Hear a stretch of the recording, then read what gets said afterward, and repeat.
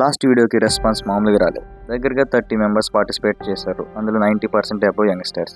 ఈ విజువల్స్ క్లోజ్గా చూసేసరికి అందరి కళ్ళల్లో బాధ, అట్ ది సేమ్ టైం వాళ్ళ వంతుకు ఏదైనా చేయాలనే తాపత్రయం రెండు కనిపించాయి. ఈ ఈవెంట్లో పార్టిసిపేట్ చేసిన 30 మెంబర్స్ దగ్గరగా ఒక 60 బ్యాగ్స్ ఆఫ్ గార్బేజ్. కొన్ని ప్లేసెస్ అయితే డంపింగ్ యార్డ్ కన్నా చాలా దారుణంగా ఉంది. అందులో చేయి పెట్టి తీయడానికి కూడా వెనకాలేదు మన గ్యాంగ్.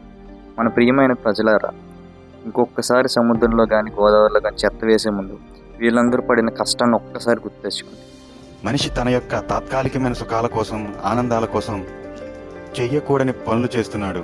దాని ప్రత్యక్ష ఉదాహరణ ఇప్పుడు మనం చూస్తున్న ఈ ప్రాంతం పశ్చిమ గోదావరి జిల్లాలోని అత్యంత అందమైన ప్రాంతంగా విరాజిల్లేటువంటి మొగల్తూరు మండలంలోని పేరుపాలెం బీచ్. ఈ బీచ్కి ఎంతోమంది వస్తూ ఉంటారు. నేత్రానందాన్ని, మానసిక ఉల్లాసాన్ని కూడా పొందుతారు. వారు చేసినటువంటి పనులకు, వారి నిర్లక్ష్యానికి, అజ్ఞానానికి నిదర్శనాలుగా ఇప్పుడు మీరు చూస్తున్న దృశ్యాలు కనిపిస్తూ ఉన్నాయి. వారు వదిలినటువంటి ప్లాస్టిక్ వ్యర్థాలు, ఆహార వ్యర్థాల వల్ల సముద్ర జలాలతో పాటు ఈ తీర ప్రాంతం కూడా నాశనమవుతుంది. దాని ప్రభావం అందంగా కనిపించకపోవడమే కాదు, ఆ సముద్ర జలాలు కలుషితమవడం వల్ల ఆ సముద్ర జీవులు చనిపోతున్నాయి. కాబట్టి ఆ మూగజీవులను కాపాడడమే కాదు, ఈ తీర ప్రాంత అందాన్ని మనం కాపాడుకోవాలి.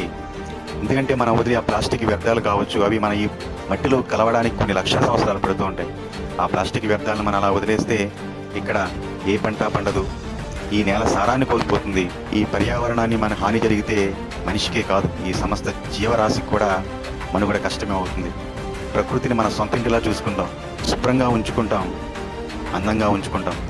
అలా ఉంచుకున్నట్లయితే మనం అందంగా ఉంటాం, ఆనందంగా ఉంటాం, ఇంకా ముఖ్యంగా ఆరోగ్యంగా ఉంటాం. ప్రకృతి పరిరక్షణలో మనమందరం కూడా భాగస్వాములు అవుతాం. జై స్వచ్ఛ భారత్.